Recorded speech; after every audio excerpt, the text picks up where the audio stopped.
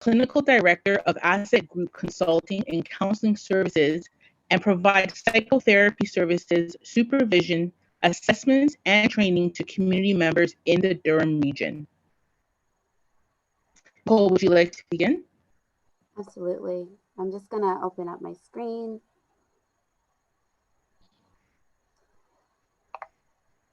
So thank you everyone for the opportunity to be here today. Kajenga Wellness Project is brought to you by the Ontario Trillium Foundation in partnership with Carrier Community Services. So we'll start our day today with an initial poll question to kind of start the basis of our training for today and what we will hopefully cover. So I'll give you about 30 seconds to complete it.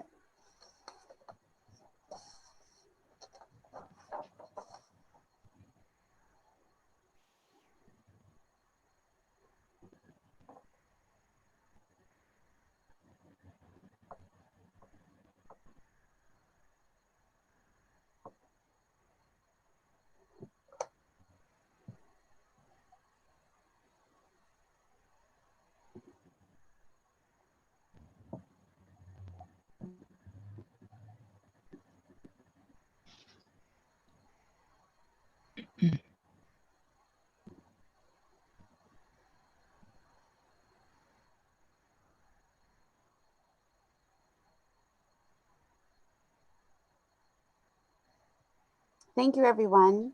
So as you know, our topic today is on mental health. And so some of the symptoms that people experience around their mental health is indicators of difficulty that they may encounter later down the line.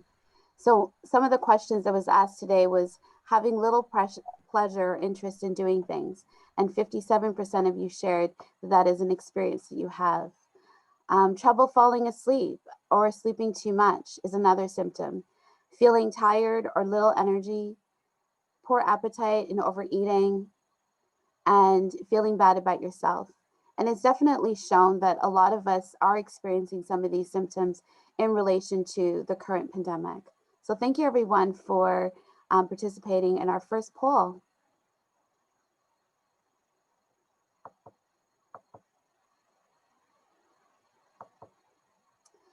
So what are we talking about when we talk about mental health? What are the concerning signs? So as you can see here, they're not really surprising. You know, considering with the pandemic in 2000, many of us have experienced one or more of these symptoms. The situation of the pandemic can be very stressful for us in so many different ways. Some of the common symptoms that we experience are difficulty concentrating, avoidance of tasks like homework or other assignments, feeling emotionally exhausted at the end of the day of a Zoom meeting calls that you have, difficulty sleeping and feeling restless, or even worrying about the health of your loved ones, about your family. When our symptoms begin to interrupt our day-to-day functioning, so we start to have those symptoms for longer periods or really can't get out of bed for days on end, it's important for us to begin to assess our self-care. Usually I explain that our bodies tell us that we're not unwell first. So you know that if you're not sleeping, if you had a couple sleepless nights, you know that your body is telling you that something's not okay. The issues that sometimes arise with our symptoms can be depression or anxiety or even more serious conditions if we don't seek the help that we need immediately or don't pay attention to our mental health. Sometimes these issues can result because of an experience of an emotional trigger. And definitely the pandemic, the experience of brain trauma can all be triggers that we've all experienced within the last couple of months. Many of us, like myself, have come from families that we don't actually talk about our mental health. Whenever we feel unwell or whenever we have some of those symptoms, it's hard for us to even talk about it because it's frowned upon. There is a huge stigma associated with our mental health. And so as we begin to learn about how do we stay healthy, how do we take care of our mental health, then we'll begin to explore options to build resiliency. So let me tell you a story. Some of you recognize this handsome young man. His name is Randall. from This Is Us. And Randall is middle-aged, about 40 years old, Black male. He describes that he struggled with anxiety for most of his life. When he was a child, he used to have panic attacks around getting into trouble, tests, completing his assignments. His father suggested that he should try jogging, and he used that as a coping strategy for himself for many years. And his father explained that it was a way for him to, get some of those emotions out by continuing to run until those feelings in the net of your stomach stop feeling anymore.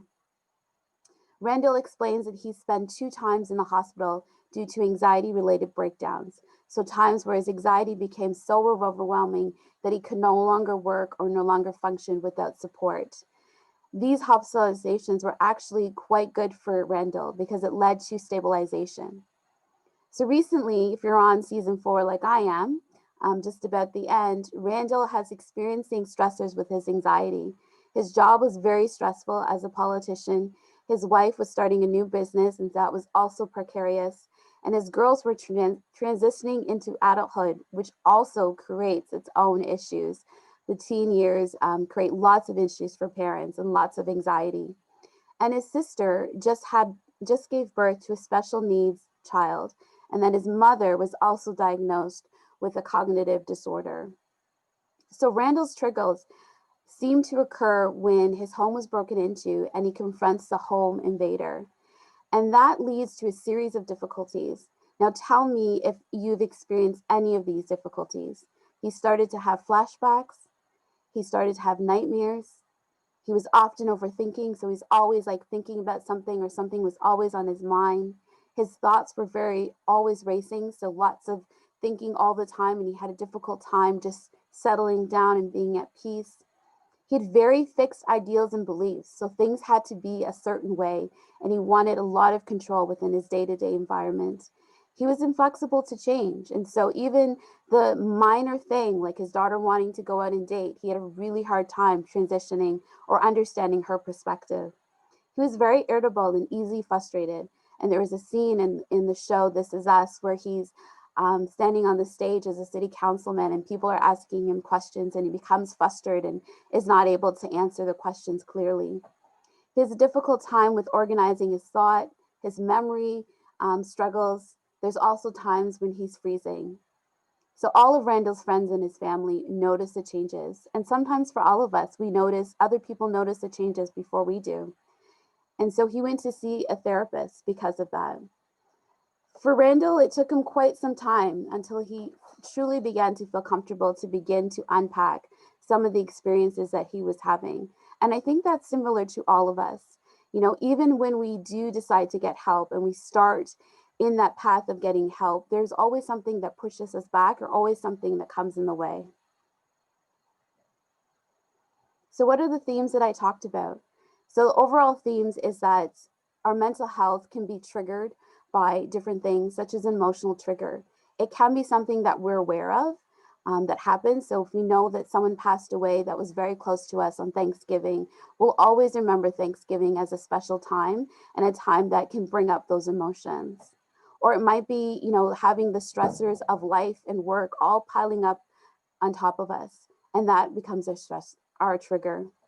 There's also external stressors. A lot of times there are things that are happening in the world that we're not aware of, that we cannot control, and that impact us in so many different ways. With our young people going back to school, that is definitely an experience of external stressors that we all experience that created difficulties for our everyday. Being able to difficulty with regulating our emotions. So regulating mean being able to talk about anger or sadness and, really bottling up those feelings. And that kind of can also lead to difficulties with our mental health. Stress related and health symptoms. We know that when we do experience stress, that stress goes into our bodies and our bodies react. So whether our heart races, whether we're difficulty sleeping, whether we're not eating, all of those health symptoms that we experience can create greater difficulties down the line. And in the presence of a serious concern.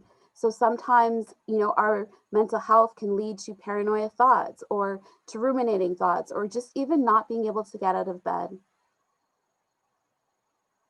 These are a lot of themes that many of us experience, or even some of our family members or close friends experience. Increase in substance use. So I know that definitely at the beginning of the pandemic, there was a lot of wine drinking going on in my house. But if that had continued, it definitely would have been something that we had to seek out for support.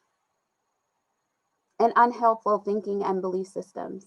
And sometimes those unhelpful belief systems can be as small as, I can't do it. I can't go on. What's the point?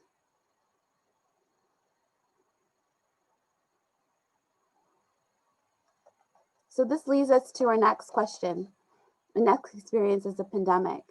So how has the pandemic has truly highlighted or heightened a lot of the experiences for people? I once heard a quote that the second pandemic is mental health. In the time, for example, that I provided counseling from March to September 2020, I must have done hundreds of hours of video and phone counseling. Loved it, but there was consistent themes of anxiety about our situation. From little kids who are 4 years old, worried about, getting sick, or their friends or their family members getting sick, to adults who had to shift their careers, who had to retire early because of the experience of the pandemic, and worries and fears that they would contract this disease and then not be able to live the fulfilling life that they had hoped. 7 out of 10 people believe that the pandemic is going to lead to serious mental health issues. So that's why you're here today. We have to figure out a way of how to support ourselves through this pandemic. So we're here for another poll time.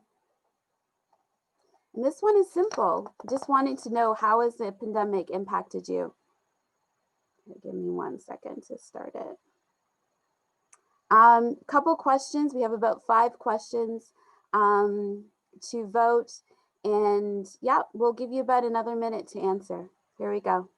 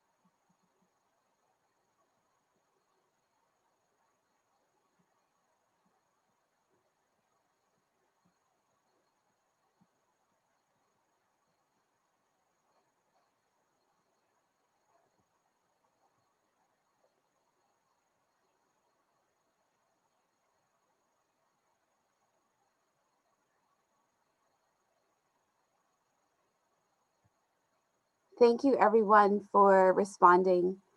So some of the questions were, I'm fearful about job security. I'm having difficulty adjusting to the new normal. I've had increasing concern about my physical health and wellness. It has been difficult to maintain social relationships with friends and family. I've been increasingly concerned about my mental wellness. Thank you those for sharing your results, and definitely demonstrates the difficulties that we're all experiencing in different ways. Sometimes our answers were absolutely no, and sometimes there were sometimes, right? So thank you for that.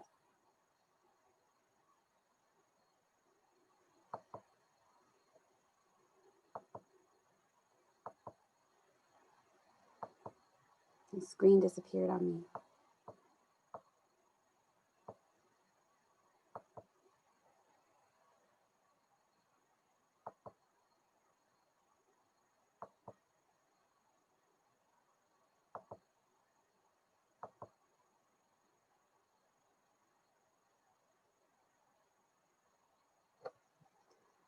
So what are the expected symptoms for the pandemic? You're not alone. So absolutely heightened anxiety, worries about our future, worries about what is COVID, how will COVID impact us, whether it does or whether it doesn't. And some of those related symptoms are nightmares, sadness, feeling hopeless, panic attacks, irritability, and more.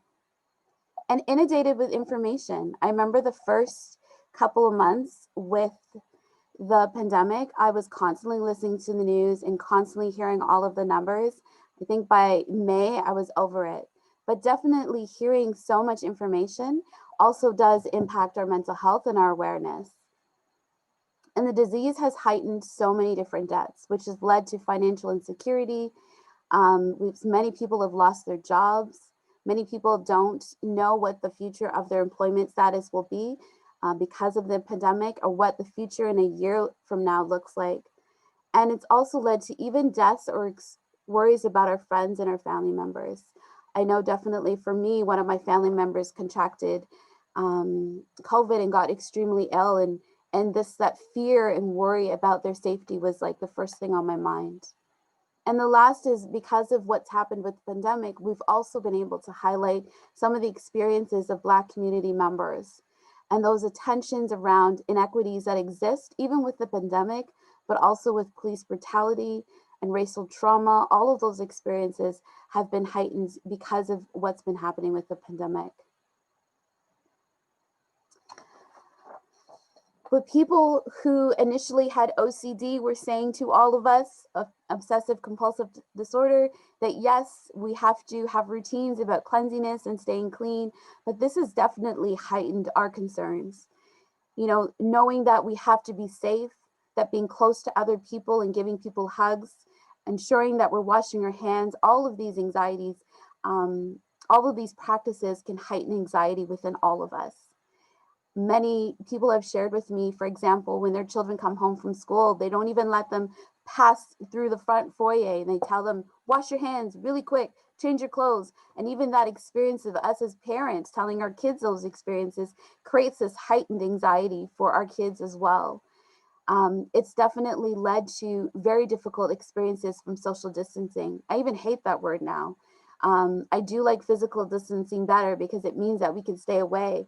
Social distancing refers to the fact that we can't even hang around people. And that's hard for us because we're social people. We're people that like to be connected with other people. And I also remember, hopefully you do, at the height of the pandemic, there was this concern about paper towels and hand sanitizers and toilet paper that was going out. All of those experiences absolutely led to panic and anxiety that people were experiencing, afraid that, you know, they'd have to store up and that those supplies would go away eventually. So what are we concerned about with the pandemic? We're also concerned about mental health. We're concerned about the resurgence of mental health challenges and unwellness within people. And so concerns around depression increasing, bipolar disorder, paranoia, and even conspiracy theories increasing, and just not accessible services. So many of us, especially in the social services, are no longer seeing people face to face. And that then limits those people who do need access to those resources, where they used to have a drop-in center to hang out, or they used to have places to wash their clothes if they were homeless. That's not accessibly available to other people as much as it used to be before. Now, yes, thank you, Tara.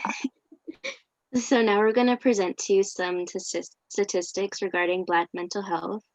And as we share this information with you, we want you to reflect on how it can apply to your life. It may be yourself, your family member, your child, your neighbor, a colleague, a best friend, or even passerby.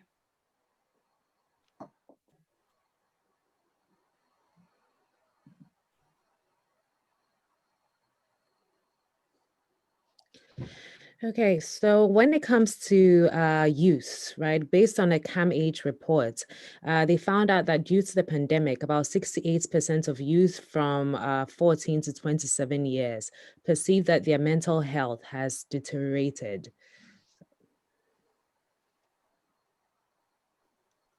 The rate of suicide attempts for Black youth have increased by an alarming 73% from 1991 to 2017. Only 39% of Black LGBTQ youth receive psychological or emotional counseling from a professional.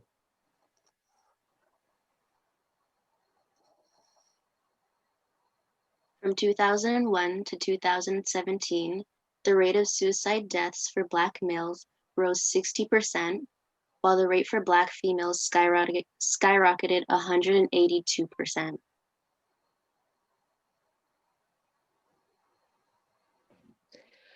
Among those who seriously considered suicide, only 50% of Black LGBTQ youth received psychological or emotional counseling.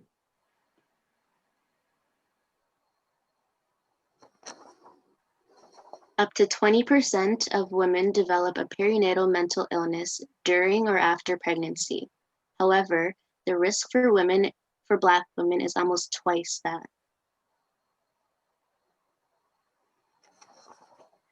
Black and African American people are more often diagnosed with schizophrenia and less often diagnosed with mood disorders in comparison to white people with the same symptoms. And lastly, stigma and judgment prevent Black and African American people from seeking treatment for their mental illness.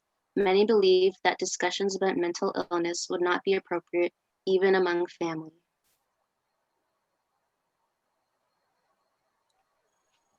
Thank you. What does that tell us?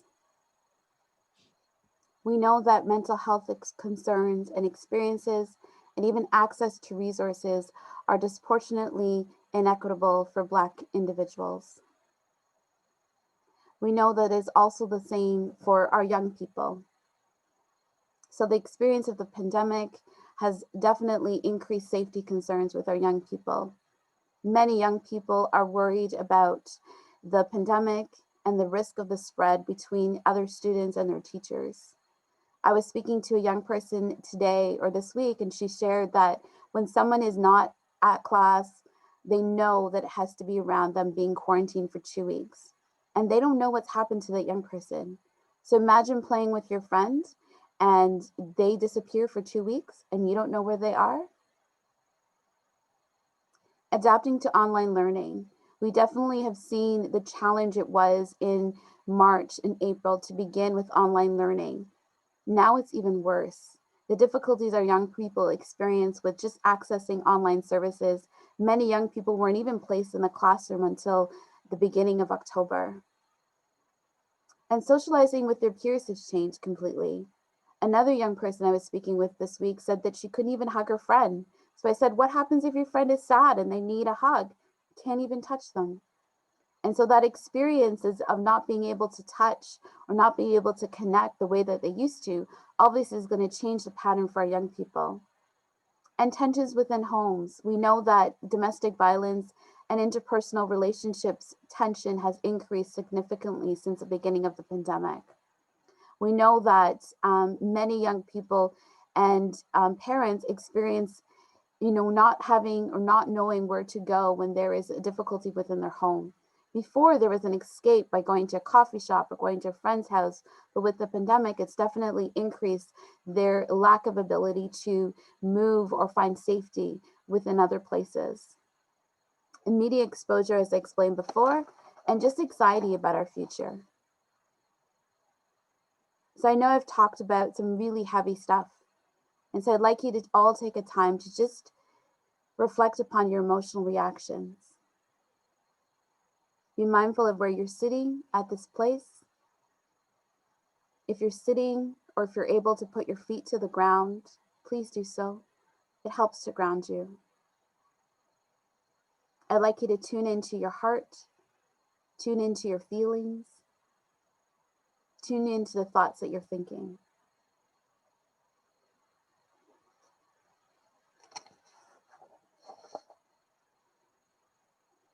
At the beginning of the webinar, we talked about our question and answer and chat features. So if you have any questions in regards to what we've talked about so far, please feel free to add it in the chat.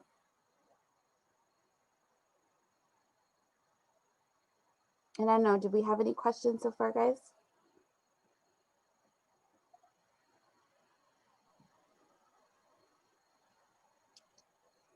No, we don't as of yet.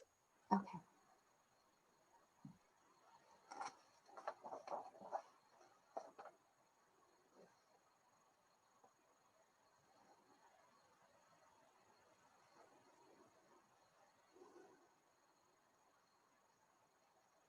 Before we start to talk about how do we build resiliency, I do want to spend time to talk about how do we deal with Black mental health.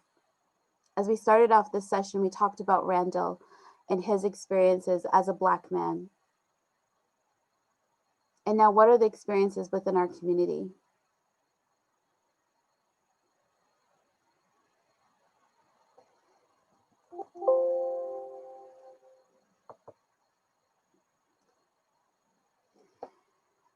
We know that our community, as we shared before, experience higher rates of experiences or disproportionality within the mental health field. They are diagnosed heavily. They do not have the access to resources, and suicide amongst our community is quite heightened than other communities. So we know that these experiences are different for Black mental health. I wanted to take some time just to explore some of the main issues related to the experiences of the Black experiences. Feel free to take any notes, or if you have any questions, feel free to use our question and answer or chat box.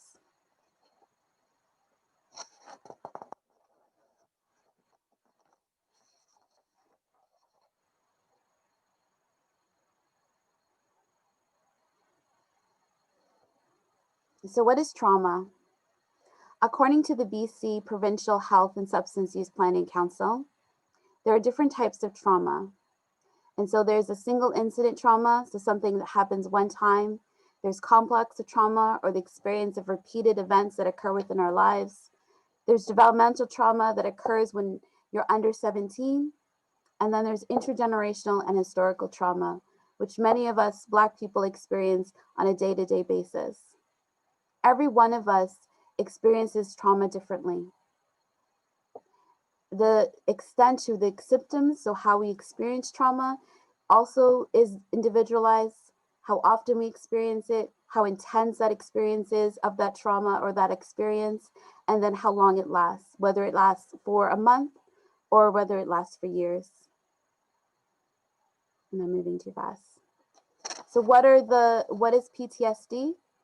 PTSD is called post-traumatic stress disorder, and it's defined into 4 categories.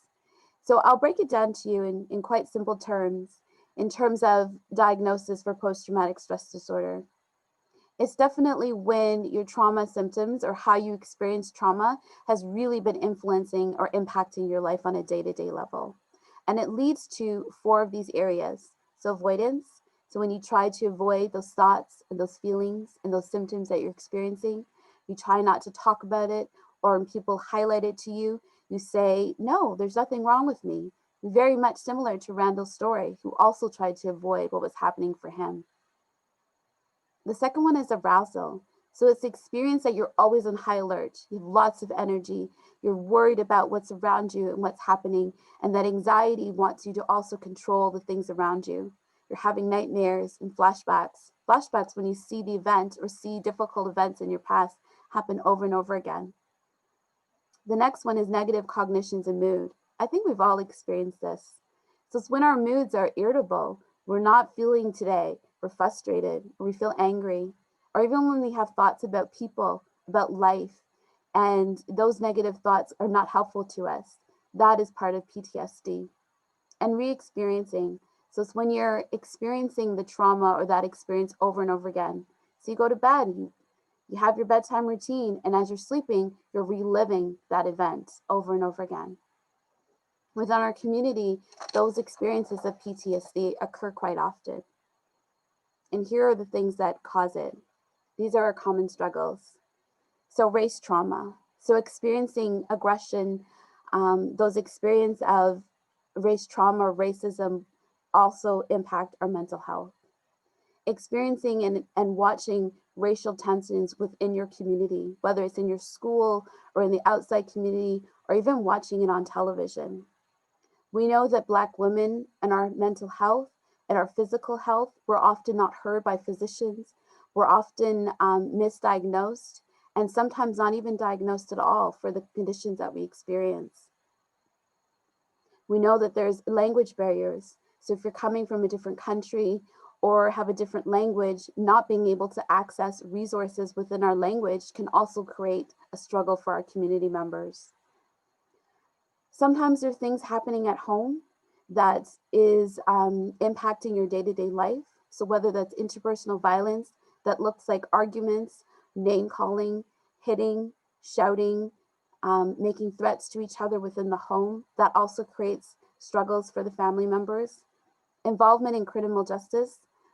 I remember growing up and knowing lots of people involved in the criminal justice field, lots of Black people, and those experiences can also develop trauma within us. And living in communities that are not safe. You know, many young people who have heard gunshots when they're quite young or know how to respond to gunshots when they're quite young. All of those experiences impact their day-to-day life, as well as living in low income or poverty situations. Many of us may have dreams of doing different things with our lives and moving out of poverty, but because of the systemic issues that exist, it makes it difficult for us to travel out of poverty, and that we don't get the support. So we don't get the loans for the new houses, or we don't get the jobs that we're aspiring to achieve and other accomplishments.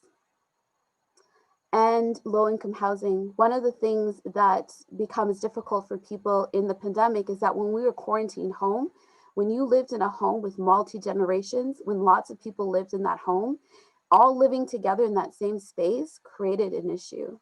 And on top of that, having not enough money to pay the rent or not being able to afford food, because for me, for example, food costs went up a lot.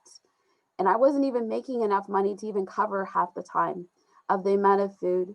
And many times there was a stay on, collecting rent, but those landlords were not waiting. And many times people were, experiencing the harassment, or the landlords kind of constantly asking them for money just to make sure that they were paid.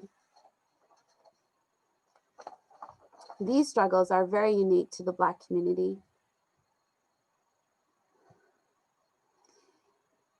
I've also heard many times that our community does not experience racism as they do in the States. Because we see it on television, because it's part of social media, doesn't mean that it doesn't get experienced in Canada. The experience of racism within Canada is very similar to the experiences within the States, and sometimes even more difficult because there's a denial that racism exists. Across US and Canada, many Black people experience different outcomes, less outcomes, and it's more known within the experience of pandemic.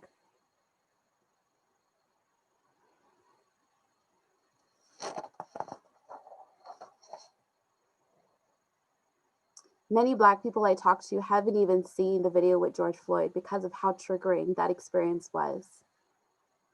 And on top of that, once that experience happened, many people had to go into workplaces where they were wanting to talk about their experience of race trauma. It was good in some sense, but for me to be able to talk about my experiences in a company and organization where I didn't have a voice before, or I was told that my experiences weren't real, or my experiences were blown out of proportion, and God forbid, don't pull the race card. It's hard to have those conversations. And then by September, those experiences that you had within your workplace just continue. So the change was only very minimal, and it was very short-lived. This experience for Black people was heightened in terms of our own experience of trauma and our own experiences of how it impacted our mental health. I picked this picture because she's gorgeous, but also because as you see behind her, it looks like a community, like many of us live in communities where not well developed, where paint is chipping, and it's not that perfect road or perfect area. But she's a little girl who deserves promises. What is race-based trauma? Race-based experiences? It's microaggression. It's denial of the issue. Oh, it never happened. What are you talking about? It's gaslighting. It's making you believe that something is happening that's not actually happening, or vice versa. It's white fragility. Why are you crying? You perpetrate, or I have this experience with you and you're crying. I have to now take care of your feelings. That's white fragility. It's surveillance. It's knowing that you can leave your house and see a police officer and feel worried that they will be following you. It's restrictions to access. It's I can't use the same services, or if I do use the same services, people look at me differently. They want to know what I'm doing. And it's exclusion. It's feeling that you're not part of something. When our team completed the Let's Talk Cafe for Youth, our young people, this is 2020, our young people identified some of the experiences they have within their day-to-day life, such as microaggressions, such as denial of the issues, such as exclusion. A lot of them felt that teachers treated them differently, disciplined them differently than their peers. For young people, these experiences change and influence how they feel about themselves, their ability to even access post-secondary school, whether they want to go to university or college or do trades. It impacts their mental health. So I showed this little girl to say that her life becomes different because of race trauma. And let's highlight what are some of the symptoms. So chronic physical pain, so issues such as fibromyalgia, irritable bowel syndrome, chronic headaches, gut syndromes, depression, anxiety, anger, disease, diabetes, heart attacks, early heart attacks, Crohn's disease, other disease such as colon disease, colon cancer, unhelpful thinking, thinking about yourself and your purpose, thinking about suicide and feeling that life will be better off if I wasn't here, increase in substance use, feeling not motivated, that transition from adolescence to adulthood, and those young people who have difficulty motivating themselves, difficulty finding jobs, or difficulty kind of participating in everyday society. That's where it comes from. The experience of mood disorders, so constantly being on high alert, not feeling safe within their community, having nightmares, flashbacks, and also repeated traumas. So we know that if we've experienced trauma in our lives, that we're most likely to have more traumas that happen over time. So let's do a poll.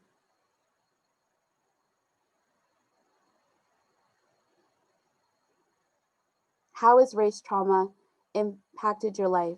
3 questions, and I'll give you about a minute to complete.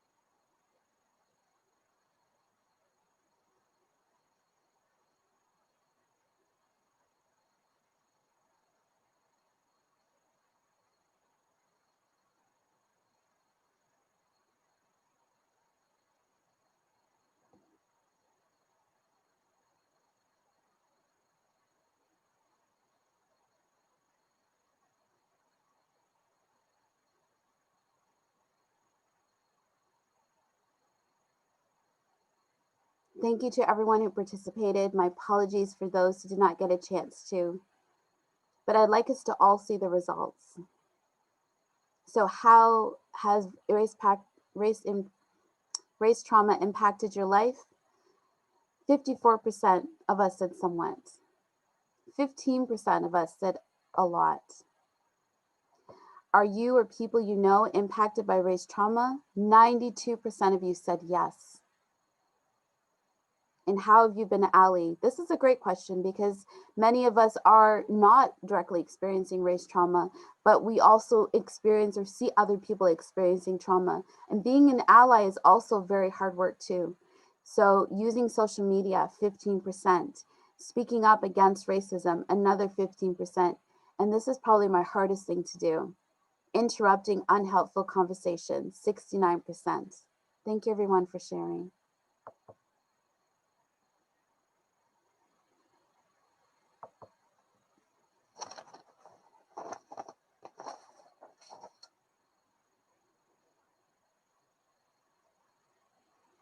And now we talk about intergenerational trauma.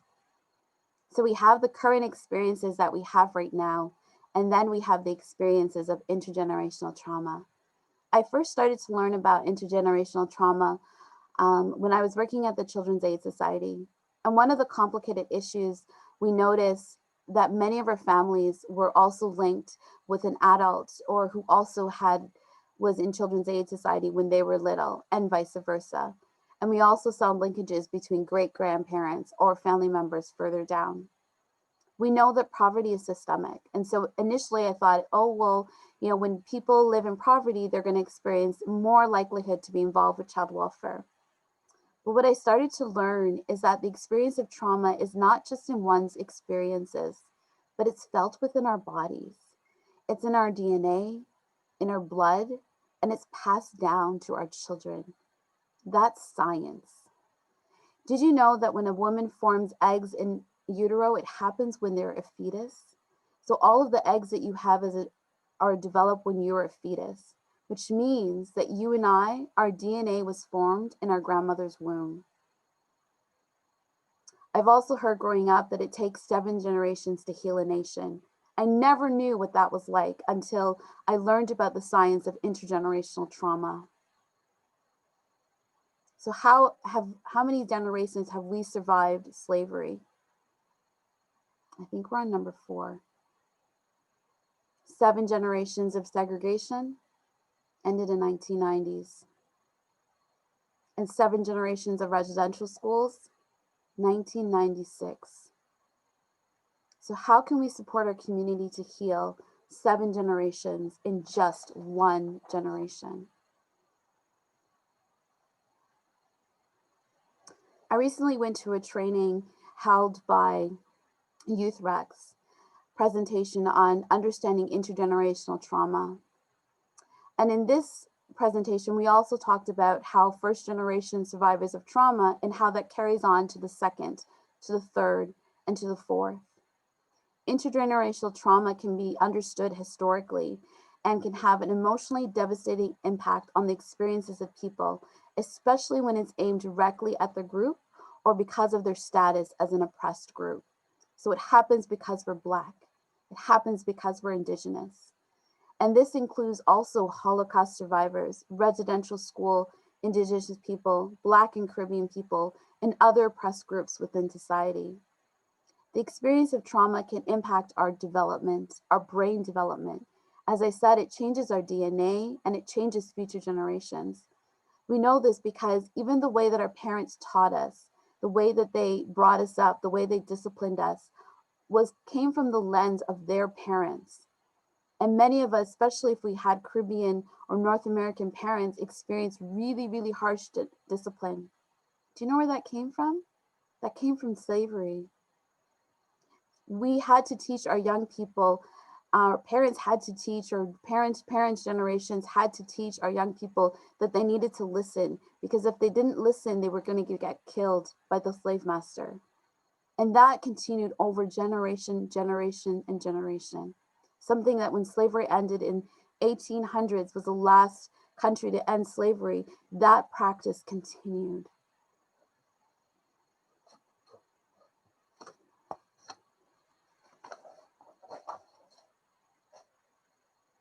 I've just shared some really heavy information. So I'd like you to take some time to just personally reflect upon your experiences and what I've brought up for you. And you can do this as a simple exercise. You can share your feedback within the question and answer, within the chat, and just reflect upon this experiences that we have right now. Consider all that was said about trauma, about our experiences, and what we try to do as parents not to redo with our own kids, and especially how the trauma of the pandemic has impacted us. Take some time to think, to be present and aware within where we're sitting, on the ground, to look around the room, to be conscious of what we hear, and to tune into our heart to see how we're feeling. And I absolutely would love to hear your thoughts and opinions. So let's do a quick question. So there are two questions that we have. The first is from Matty, and she says, or they say, I share that my experience is that our Black and Brown communities are stigmatized due to a lack of education or total denial. How do we have an open, honest dialogue with each other and in the Black church? That's a great question. Very difficult. I know that there's some ministers and pastors who are changing or making new opportunities to talk about mental health, but we're not quite there yet. Absolutely. We're not quite there. And I think it's as simple as being an ally. So having those courageous conversations, interrupting conversations that are not helpful. A couple days ago, a man came to my house to fix something, and he initially asked me what I did, and I shared that I was a psychotherapist. And he started to ask me about, why are people so and I interrupted him. And I tried to teach him, or I gave him some information about a mental health and understanding. I think interrupting is helpful, and creating safe spaces. So even in the church environment, being able to create a safe space for young people, for your elders, for people impacted by this experience of trauma, mental health, and the pandemic, and just create spaces to have conversations.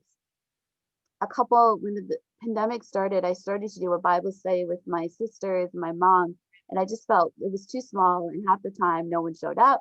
So then I expanded it to my cousins and my aunties and uncles, and we had courageous conversations about mental health. We did. So creating those spaces is really helpful. Thank you for the question. Okay, so the second question we have is that, are there any ways that we can break the cycle of intergenerational trauma? Coming here today, learning about it, talking about it, being a different parent, being a different caregiver or an auntie or a mentor to other people, that helps. I think having the knowledge and understanding about how trauma impacts our day-to-day life can also help us to then figure out, how do we build resiliency, which is the second part of our workshop today, is really talking about how do we build resiliency. So hopefully I get to your question.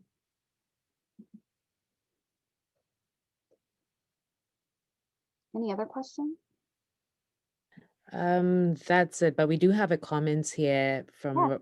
that says that now I understand that intergenerational trauma is real, and I will do my own parts to minimize the impacts by reflecting on these stories from time to time and continue to educate myself about this menace. Thank you so much. I agree. If we all do our part, if we all create spaces, we can definitely change the generations for our young people. We can definitely change our little ones and help them to feel comfortable with talking about their mental health, talking about the experiences that they have, and teaching them how to talk about emotions. And so, what are those concerning signs? And I'm hoping that you've taken notes for our conversations today about what are some of the symptoms and what are some of the signs. But every one of us has different signs of unwellness. And maybe there's other people in our life that we also experience periods of unwellness.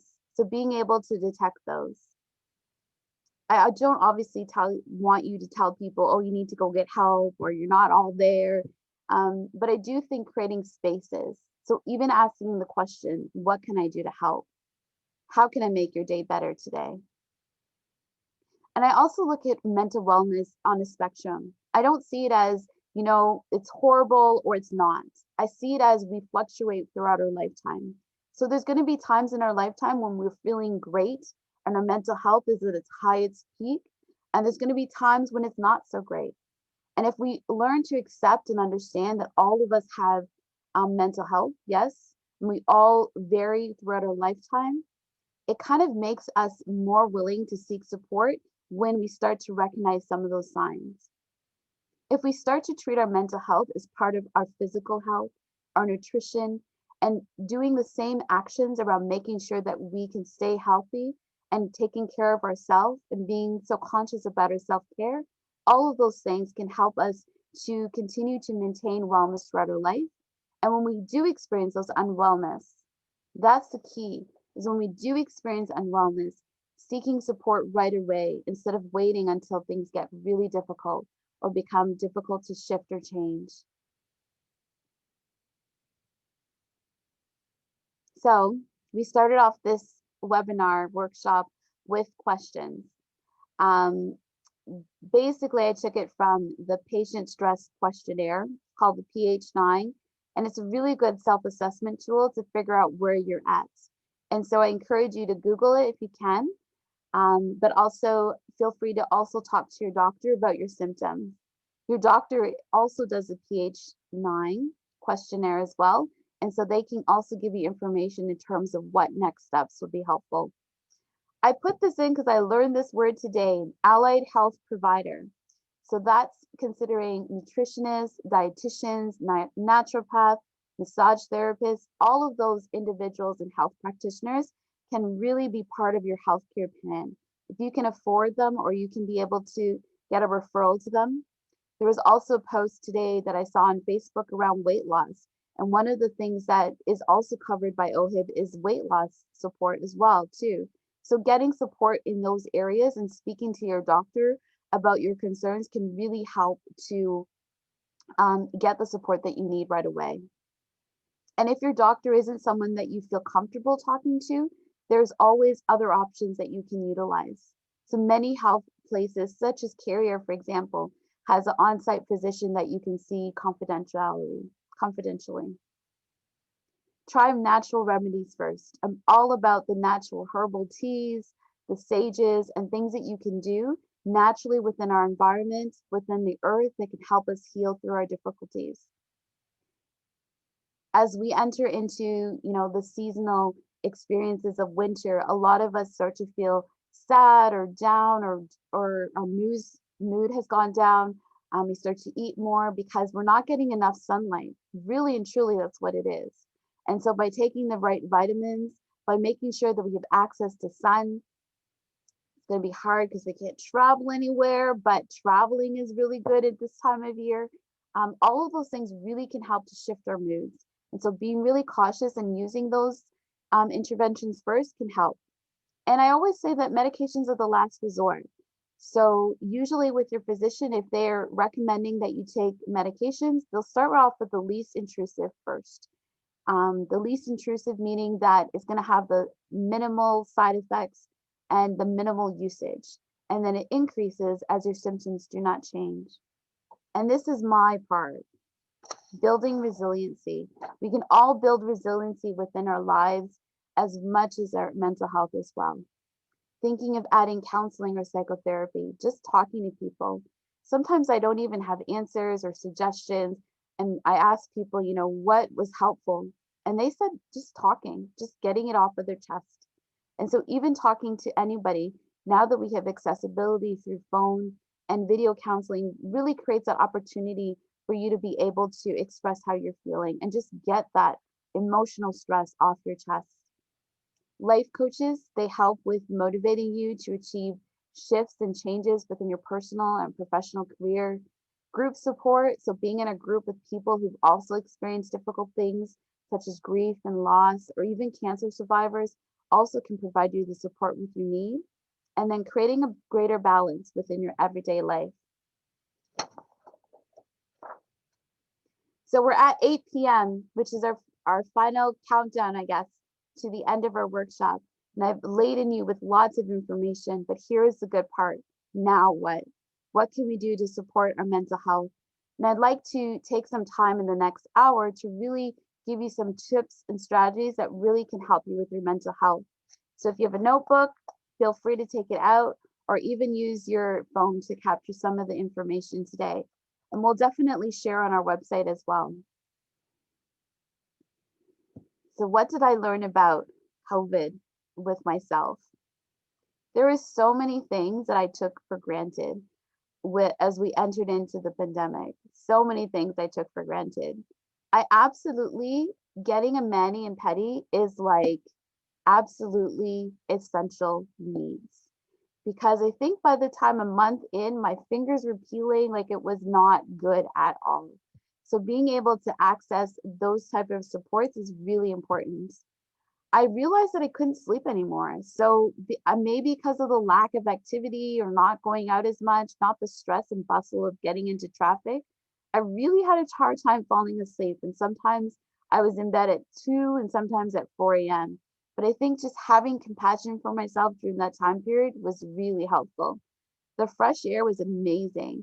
As you can probably tell, that my office is in the basement of my house, which is great. It's large, it's sunny, whatever, but it can get really drooly and down. My office before was like in a closed box, and so I didn't have any sunlight. So at least I can see the sunlight, but definitely fresh air makes a huge difference. So being able to get out and go for walks is really important. I learned that I can cook. I stopped ordering out from Uber Eats and started to cook my own meals. That also changed even my life expectancy or the amount of foods that I was eating. It changed the way my body was feeling as well. And that's something that I think I'm grateful for because of the pandemic. Also, being on the computer is very exhausting. I've never experienced so much fatigue with my eyes, with my body, just sitting in the same position over time. And especially many of you who work from home, or remotely work from home, and also kind of do the same work every single day, that exhaustion is definitely building up. And it's really important to take some time for yourself.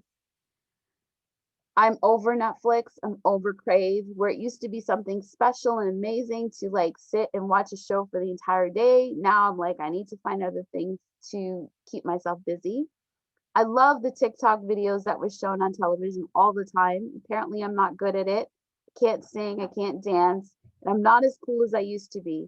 But definitely, COVID has showed me so much about myself. What has it showed for you?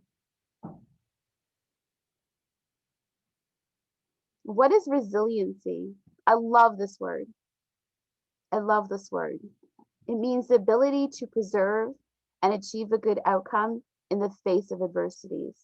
So we all experience adversities within our life, but there's always that part of us, maybe that we're born with it, maybe it develops over time, that just gives us that push, that gives us the ability to move forward when there's difficulties within our own life, within the lives of people around us. Resiliency is the way that we also build capacity within all of our children as well. When our children are born, we often create situations and experiences to build their resiliency. For example, we take them to medical appointments. We make sure that they get their needles or they're getting their checkups on a regular basis. We expose our children to music, to reading and other activities. We take them to school. We meet their friends, we encourage them to develop relationships, and we expose them to activities and interests.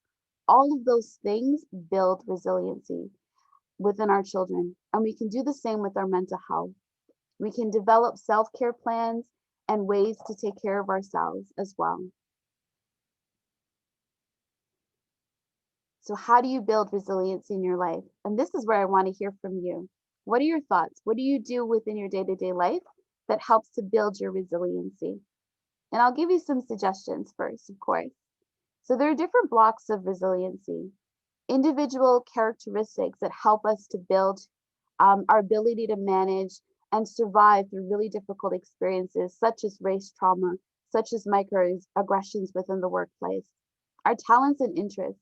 We all have things that we do really, really well, or people really enjoy or admire within us. So feel free to use the chat to write what are your talents and interests. Our supportive environments.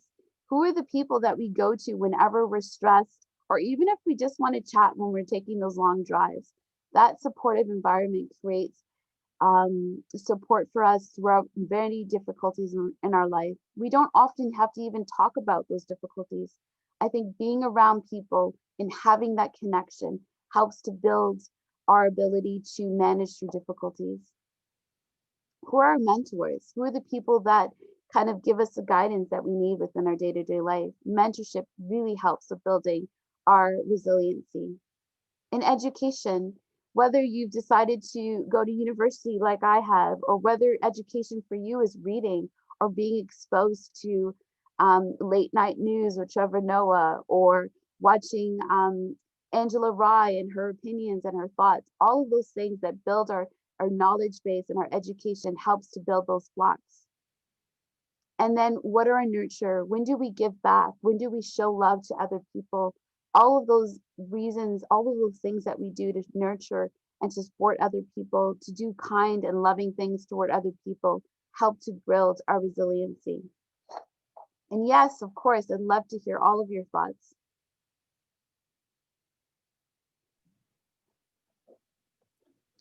So we do have a few comments in the chat.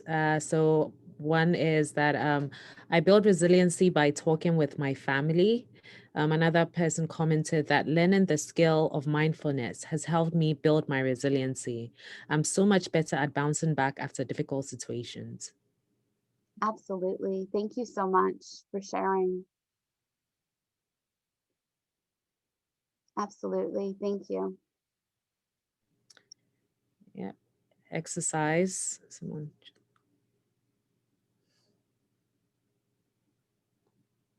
Is that it? Yes, that's it. Okay, great. Thank you so much. Absolutely. I agree with every single one of those. And I try to do the same too. As Black people, as Caribbean people, African people, the ability to connect and to develop relationships and to be part of a community is so central to who we are as individuals and as a people. And so we can also build resiliency in much different ways that we didn't even realize that we're building resiliency with. One of the ways I talk about a lot is the rites of passage ceremonies. Those are definitely experiences that every single culture has, where one person goes from one age to another age. It's like the quinceañeras or the prom or those experiences. And we also have the same within our African experiences.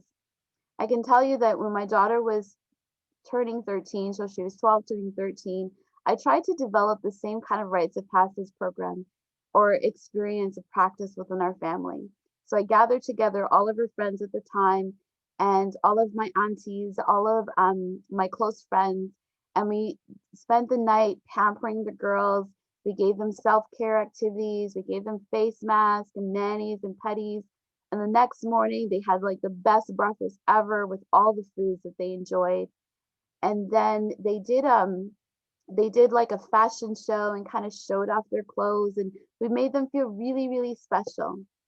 And at the end of the breakfast, all the girls came around and the elders prayed for our girls. And they prayed for their futures, they prayed for their high school experience, they prayed for their friendships, their mental health. They pledged to support them and to be with them through the difficulties of adolescence. As I shared before, that period is so difficult. And those type of powerful experiences are so helpful for young people who go through race trauma, who go through those biases, who don't feel that they're mentored. They need those opportunities to be able to connect with people. Narratives and storytelling. I remember growing up where I always heard these parables and these phrases. I don't even know where they came from. Half the time didn't even make any sense.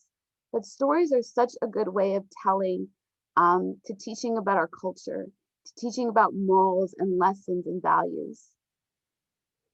And I'm sure if you're recalling any stories that you grew up with, I remember even the Nancy stories. They're funny, they're cute, but they teach a lot of values to our young people. And that's an essential part of our African culture, our Caribbean culture, is being able to tell stories and using things such as music and dance and rituals as part of that way of telling those stories. Teaching our children about their history before and after the slave trade. What we know and what we hear about is Africans were slaves. That seems to be our common history. But let me tell you, we were kings, queens, we had kingdoms, we had science and culture and a life beyond those things. And so being able to talk to our kids about those experiences is really helpful to building resiliency. And then talking about the accomplishments and things that Black people have done within our society today, those things also help to build resiliency and lets us know that we're beyond what the social media shows and portrays of Black people. So teaching about history, teaching our young people to give back, to engage in social responsibility. So I, sorry, unfortunately did not go to the anti-Black racism or Black Lives Matter marches, but you know who went? Those young people. And they need to. They need to be part of that social movement because they are going to bring the changes that I started when I was younger and my parents started when they were younger as well. And then that connection with elders, you know, having elders to kind of help and to teach and to show stories, all of those experiences help to build our Black community.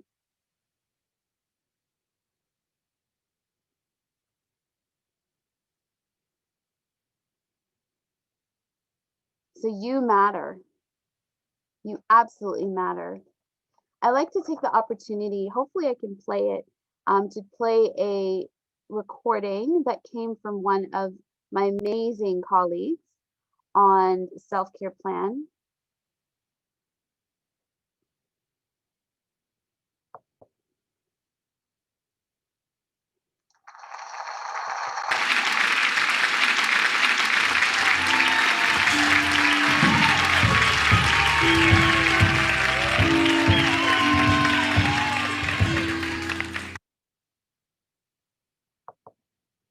I absolutely can't do both.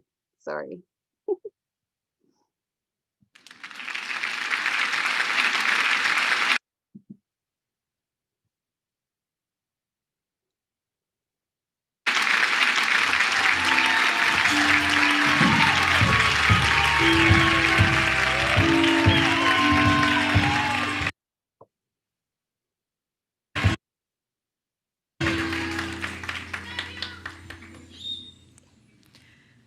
What do you think of when you hear the term self-care? I used to think self-care meant massages, pedicures, and retreats. It was a reward, a luxury of time and resources. So, what changed? 7 years ago, I experienced 2 life-defining moments within 2 months of each other. The first was earning my doctorate in public health. The second was being diagnosed with chronic kidney disease. As I prepared to enter a career in management consulting, I was bursting at the seams, literally.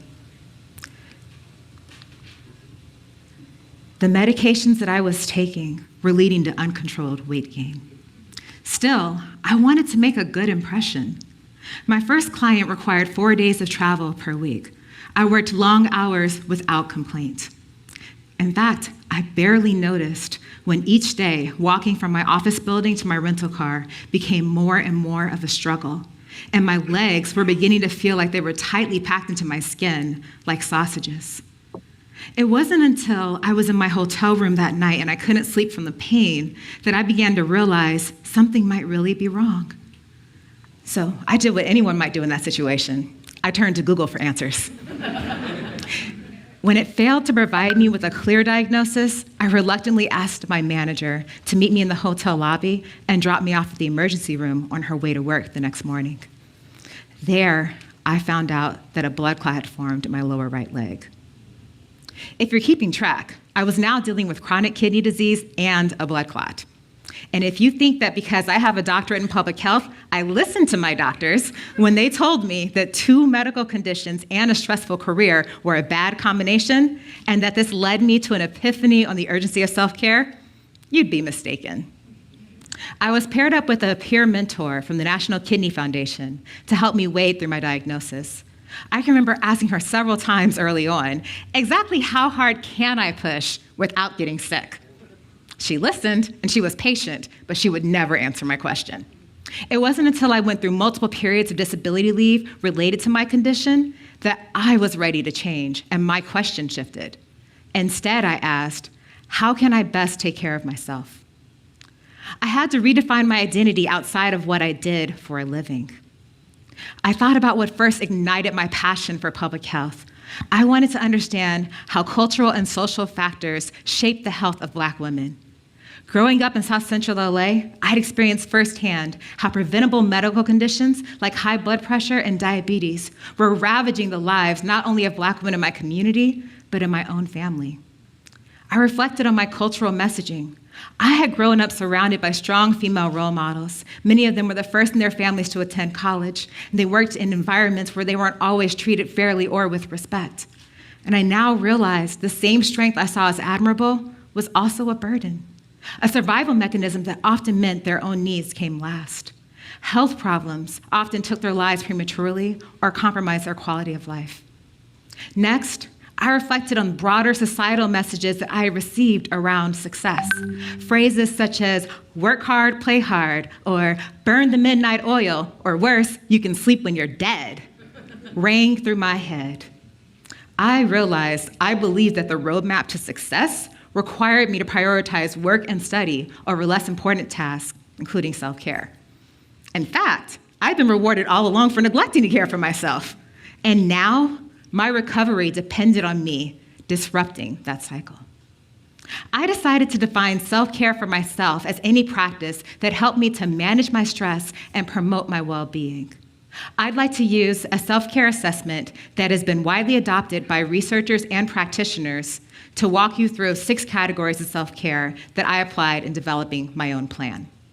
My physical self-care includes walking or dancing for a minimum of 30 minutes, 5 days per week, and accessing routine medical and dental care. My psychological self-care involves writing in a journal daily for self-reflection. This allows me to better understand my needs, set realistic expectations, and process stressful situations.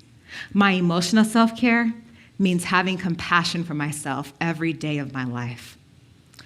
My spiritual self-care involves connecting regularly with my source of faith and hope, being part of a faith community, and spending time in nature. My relational self-care involves regularly scheduled downtime with my husband and other family, as well as my friends.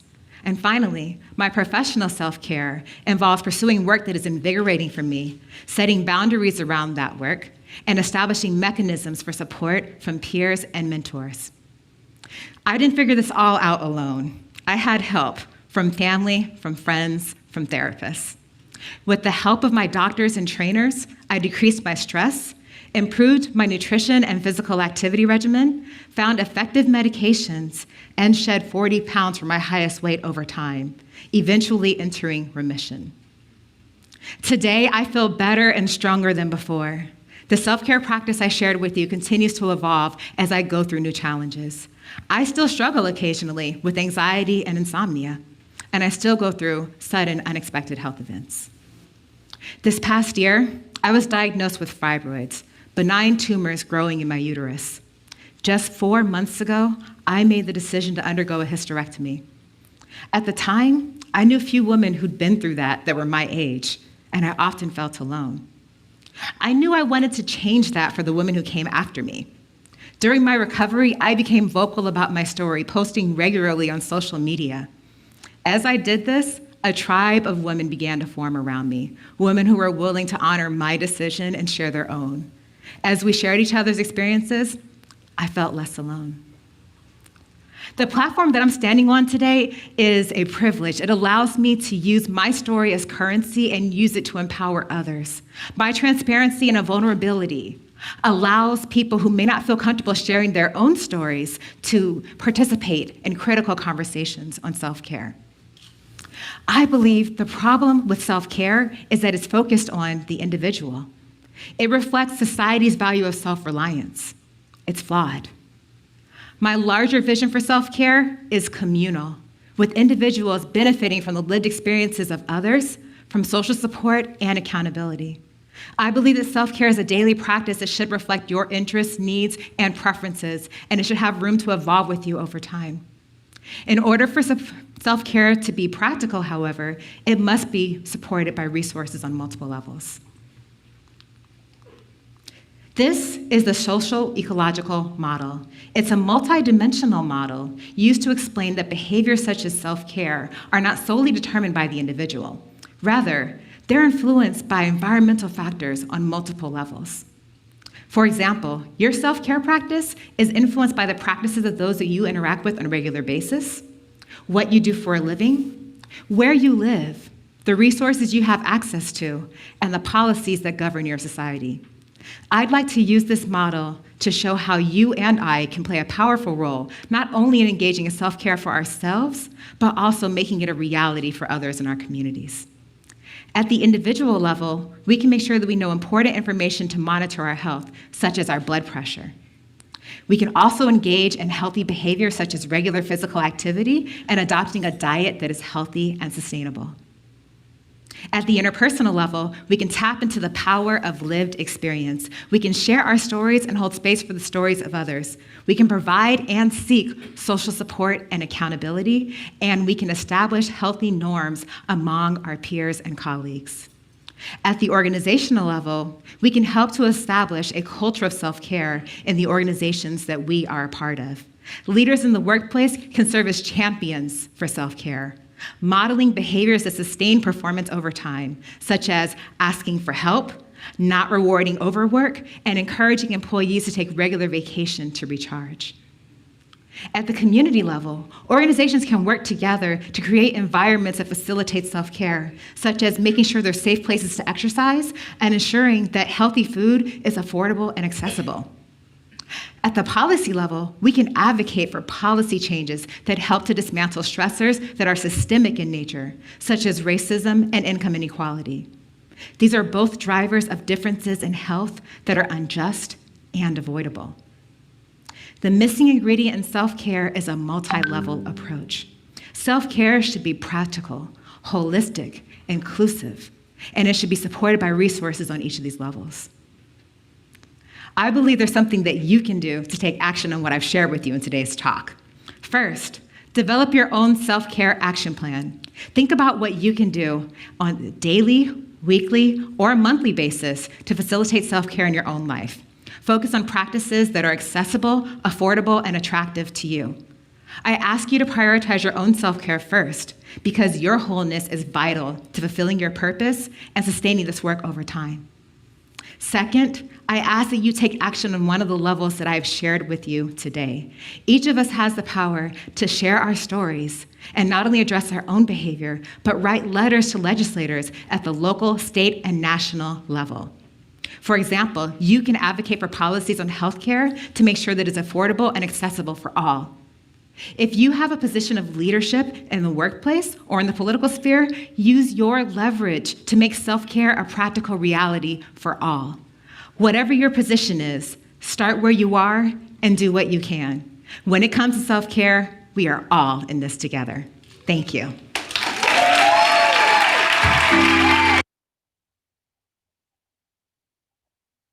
I think the video is a really good example of how we can start and what self-care looks like in the different realms of our identity and who we are. I noticed we have a question, so does anyone want to ask the question? So the question we have is, how do we educate our young people about African history when the accessible resources about African history focus largely on the slave trade? It's a really good question. And it kind of speaks to the slide as well, too, around identifying resources to seek support.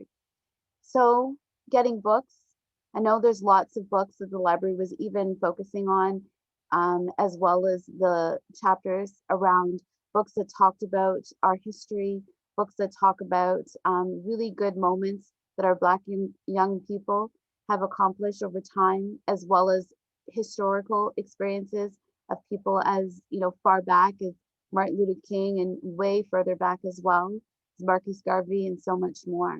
And so being able to look out and find those resources are very helpful. One of the things that I also did was I often sought resources for my daughter to become engaged in that was Black-owned or Black-led businesses and organizations. So for a very long time, she danced with Ballet Creole, which is an organization in Toronto that started doing African dance with young people, or also doing drumming as well. Other people have gotten their children involved in like steel pan and other kind of musical resources that help to also encourage and engage them into their community and also belong to and connect with partners in our community. And just the wealth of Facebook alone. So we have storytellers, we have organizations that have the similar dance and similar drumming, and similar opportunities and activities for our young people to get involved in. So just looking for those resources as well. And telling stories. The story of Black is King that Beyonce did was a really good understanding and exploration around, traditions within our community and within our society. A very simple story such as The Lion King taken to connect with our own stories, and also showing stories that are available on Netflix and other subscriptions as well that are available to our community members. So being able to research and find those resources are very helpful. Take stock of our community resources. So there's many organizations, even within Durham region and Toronto and abroad, that also, provide resources and support to individuals, to communities, to family.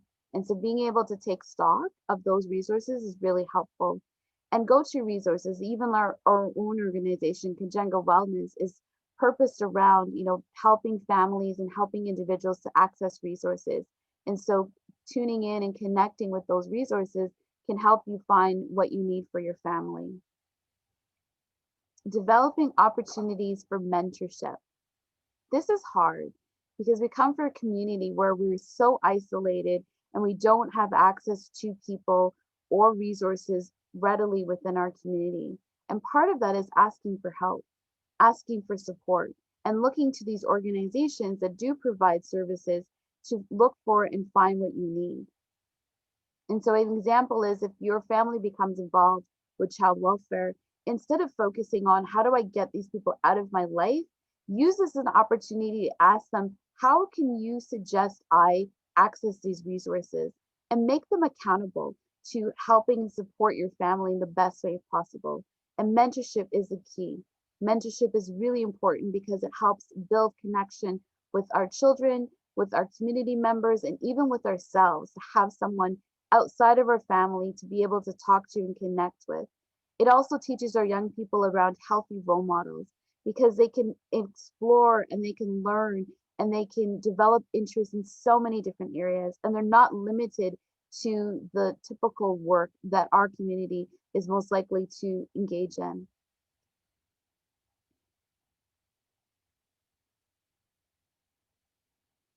Exploring what is our purpose. So many of us may have a faith-based or spirituality that helps to ground us. And even if we don't, knowing and understanding your purpose, being able to have a greater understanding of what brings you into this world, of why you're in this world, why you meet people within your world, all of those experiences can help you to feel motivated, to give you purpose, and to move forward, even when you have difficulties within your life. Being able to give and to help others who are in need also helps us to find our purpose and to help us to feel that experience of being able to help and give to other people.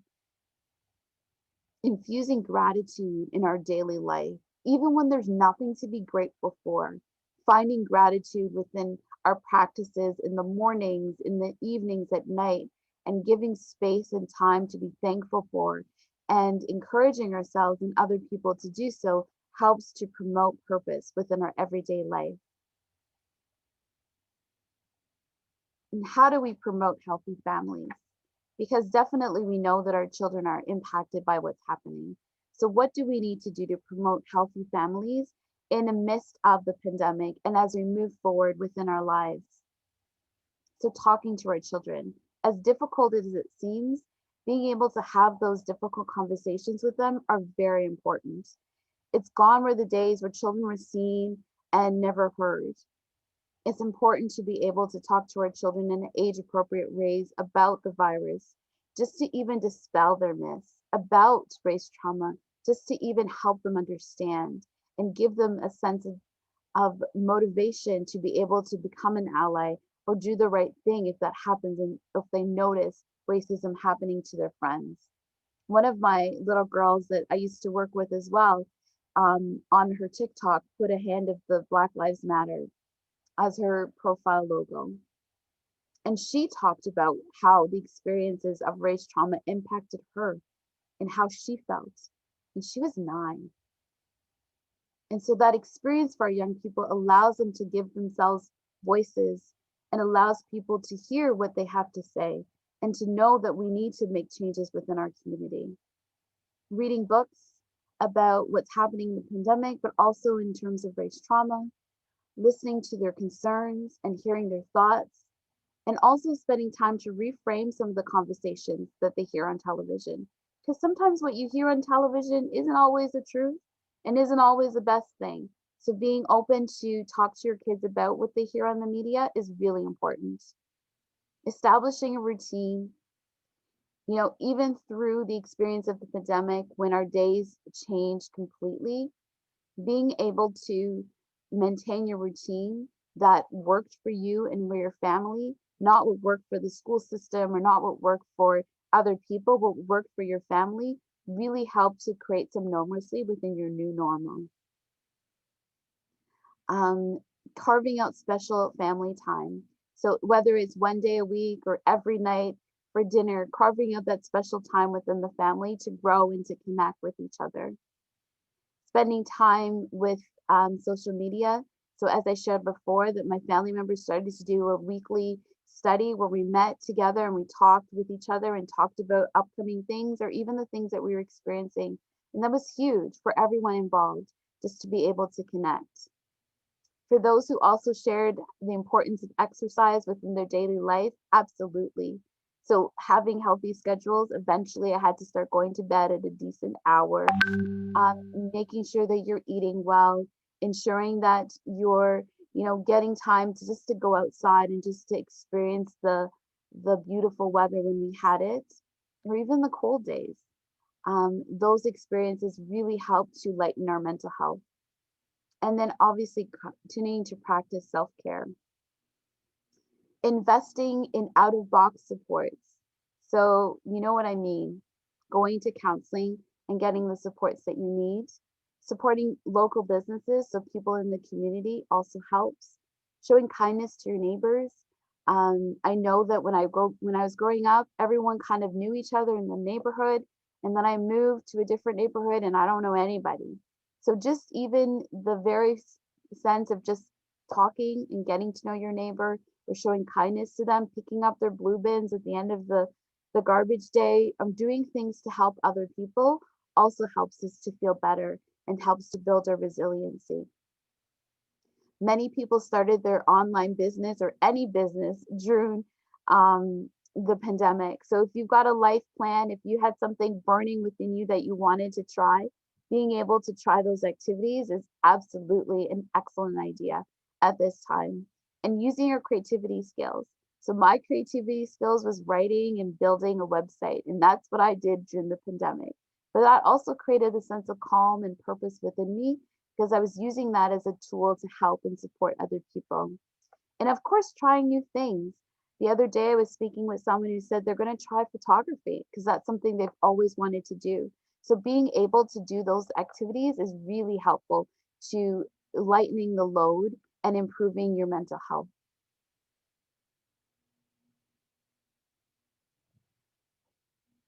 This is my favorite. Creating opportunities for joy. So engaging in opportunities that make you feel joyful. Turning off the television and not hearing about the numbers anymore, but just focusing on that present moment. I believe that was one of the information shared in the chat. Just being present with your family and being present with that experience with them really helps you to lighten the experience of your mental health. Blast the music to the loudest bit. I just said being kind to your neighbor, and now I'm saying blast the music. But being able to be part of your culture, the music in your culture, and the things that make you feel good and lighten your mood, absolutely helps to create for those moments of joy. And obviously, kids love creative play and role play, so get down there and play with your children. All of those activities help them to feel better. Other things that we had a difficult time doing because of the pandemic was obviously going to church or engaging in the same kind of social activities as before. But many pastors and many ministers created a way for us to do that. And I know even today, someone told me that TD Jakes continues to have his services with an empty crowd. And so using those opportunities to kind of hear a really good message that can help give you inspiration and hope and help ground you is really important. Being able to connect with family members who you're not most likely connecting to, writing letters is really important. Writing letters to people that you wouldn't normally write letters to. Another person I was speaking to created little bouquets of flowers and wrote a really kind message and note to 5 of her best friends or 5 of her closest people and just delivered it to their doorstep. That is a huge way to develop connection and even to make someone who's struggling with the experience of the pandemic feel even much better. And as we enter into another phase where we're going back to where we started in the beginning and reducing the amount of social time that we're engaging in, now is a time to use some of these activities to help build your connection with other people. Resolve, resolve, resolve. So we're going to experience difficulties. We're going to experience conflicts with our children, with our partners, with other people, because that happens. Those experiences happen. What makes those experiences much more powerful and helps us to move forward is being able to deal with them. So being able to have those difficult conversations and being able, even as parents, to say things like, I'm sorry, I lost my temper, I lost control.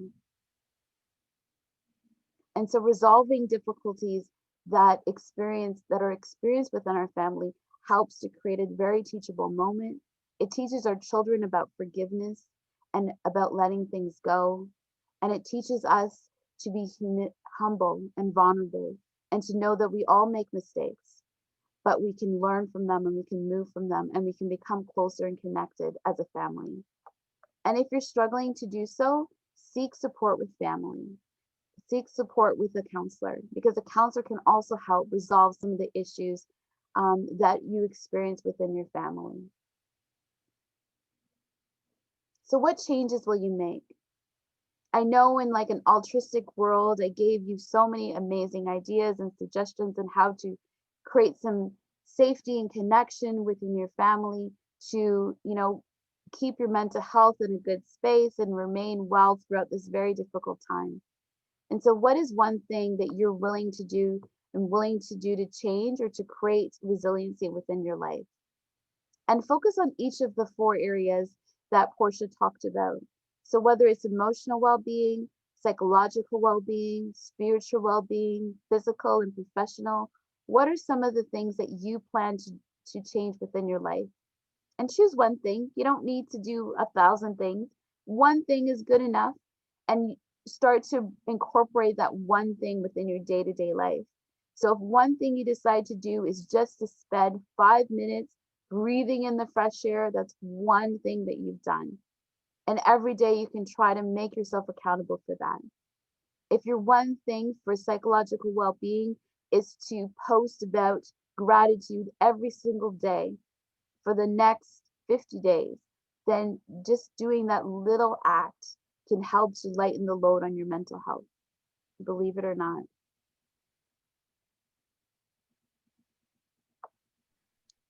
We'd also like to point out that goals help guide your focus and sustain that momentum in your life. So we ask that you do this. Create a goal and write it down. Commit to that goal every day.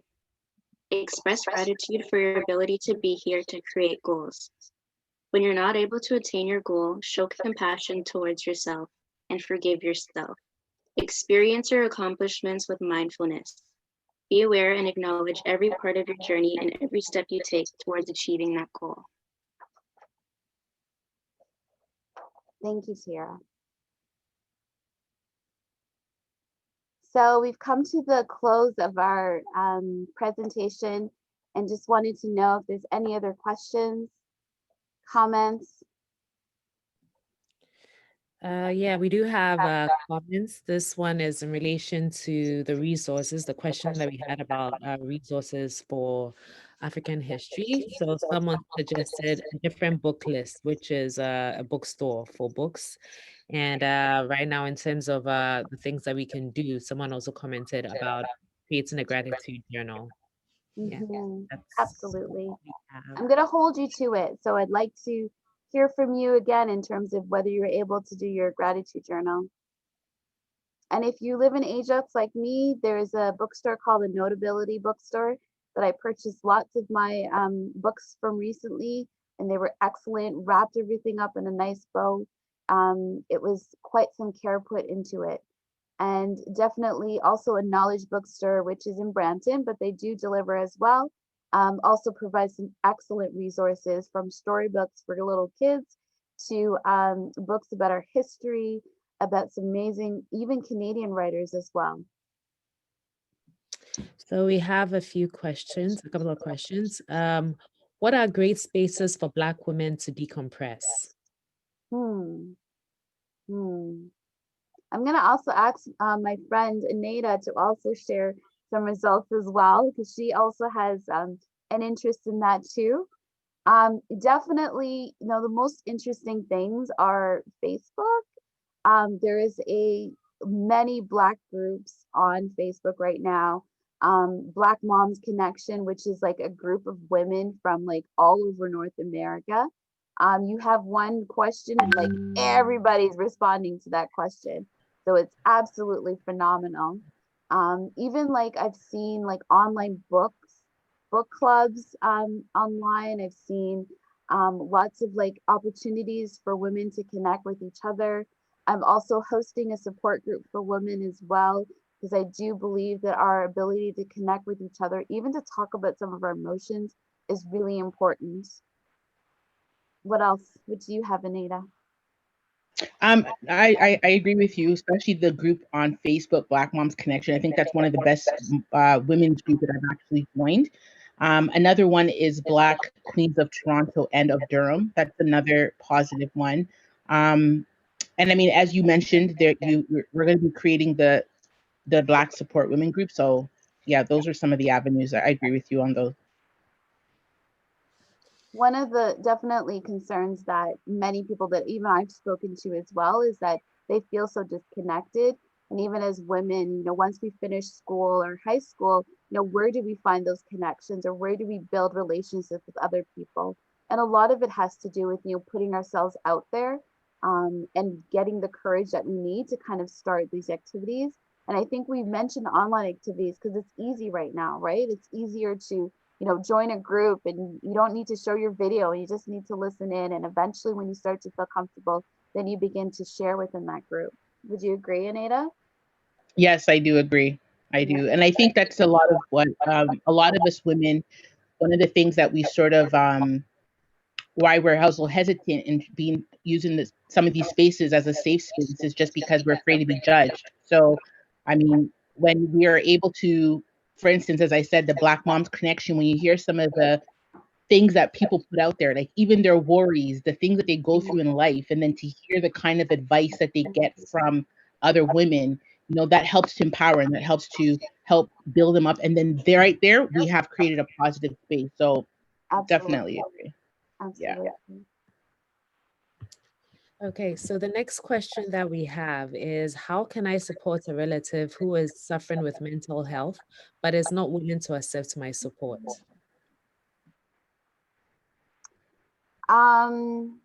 It's hard. So I'm just going to highlight that it's hard. And it's really hard to see people suffering. And I know that even when I was growing up, the mentality was around, we have to wait till they get help, or we need to over intervene in their life. And I'm not sure if that's always been helpful. And it just feels almost like there's missed opportunities. So I think that, recognizing the toll that it has on you and developing some really good boundaries and how to deal with it is really important. So there's going to be times that you start to feel frustrated or angry or resentful with that person. Take a step back and take care of yourself, because their experiences has a huge toll on even your emotional well-being. So being able to set those boundaries, and you're not going to like my comments, just be supportive.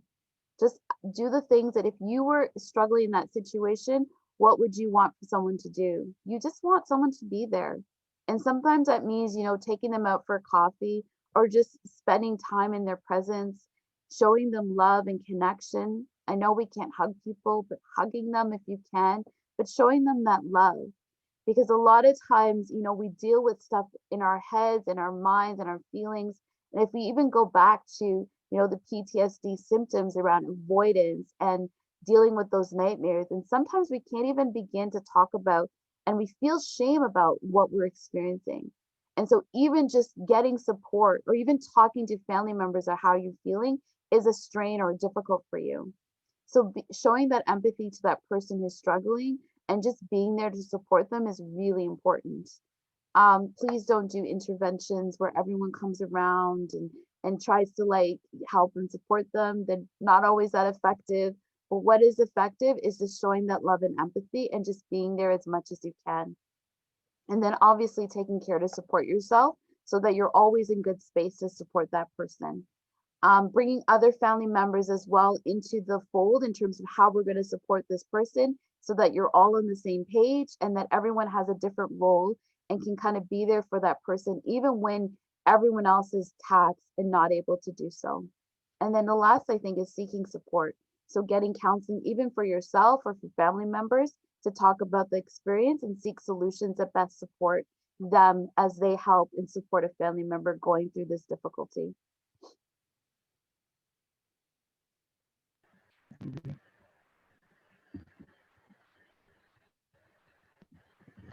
Do we have any more questions before we bring the workshop to an end?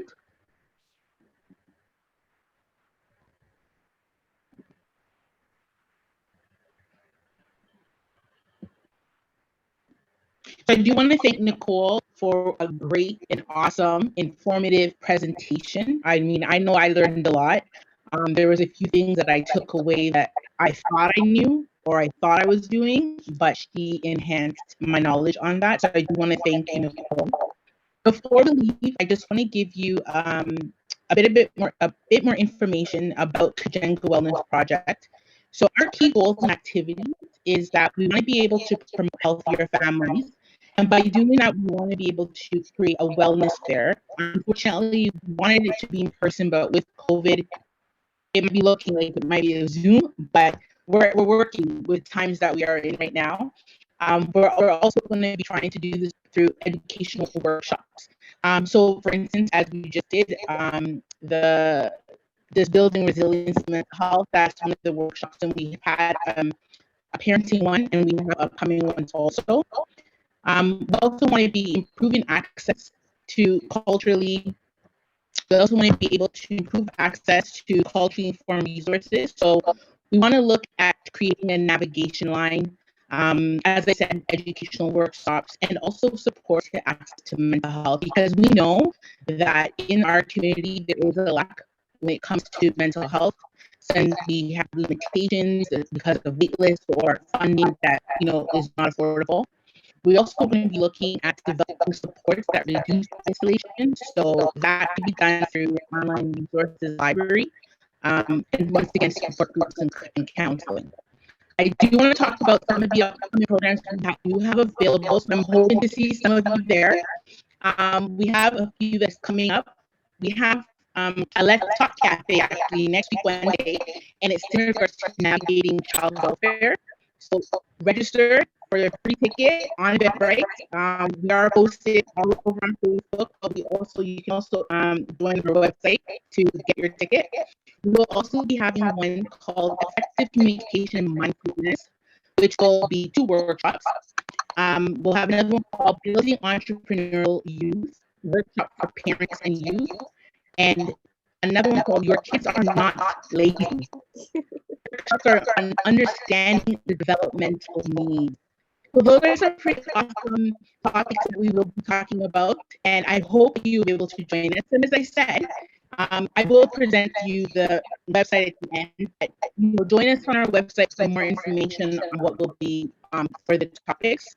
If you have any other topics that you feel that we can talk more about to promote, please feel free to send us an email and let us know. We also have a program coming up for young queens, which is ages from 8 to 12, the self-empowerment social skills group. It's going to be starting on October 18th. It's an 8-week program and it's free. Spots are still available, so you can register by sending an email at youngqueens51@gmail.com, and it's right there in the flyer also. Not only will Young Queens program will be having, but we also will be providing counseling. So there will be no fees and no wait list. We will also be looking in providing a support group for men, women, and it'll be specific focused.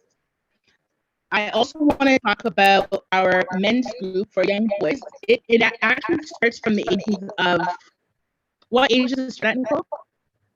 I think it's based on enrollment. So if we would love to start at 6 years old, but really based on interest in enrollment.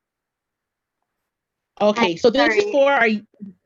I just wanted to say, I think I've been getting some feedback, and I think Nicole, because your mic isn't muted, that there's a bit of an echo. Okay. So it's just a bit difficult to hear. Thank you. Oh, sorry. No problem. Is that better now? Okay, so and I hope I pronounce this right. Adrinkine is through Ephrata Institute. So this program is for young males. So this is almost similar to the Young Queens program. We will be starting sessions in October. So please get your young males and have them register. This is a great mentorship program for young males. I know that in speaking with a lot of families, and especially in the field that I'm in, that a lot of people are looking for mentorship for their young boys, right? Whether it's single parent families, or just families with two parents, but they want somebody outside of the family to mentorship their young men. This is a perfect program for it. So definitely, please go to Infrared Institute and you'll be able to find that information. Another program that I want to talk about is called Nia Juenda. I hope I'm pronouncing this correctly, but it's Girls with Purpose. So it's similar again to Young Queens. They start from ages 8 and up, and it's like a mentorship program, and it's going to be doing pretty much the same thing. So helping on how to, social connection, then reducing isolation, improving relationships with others. Those are some of the topics. So you can get that information also by emailing info at Ephrata Institute Organization. So the email is info@IFRADAINSTITUTE.org, and you can send an email there for the Nia Gwenda program and the Dream Kine program. Sorry about that. So we do have those programs that are starting later on this month, and I'm hoping that we will be able to get some of them, some of your participants in those programs. As I said, you can get to learn more about the Kajenga Wellness Program project, about some of the upcoming workshops we have, what we are about, any other information. We're also looking for participants to be part of our board of directors and advisory committee. So if you're interested in that, please go to our website. And the website is www.kajengafamily.org. Once again, I do want to thank everybody for coming and participating in our workshop. And I want to thank Nicole again for an awesome presentation. Thank you.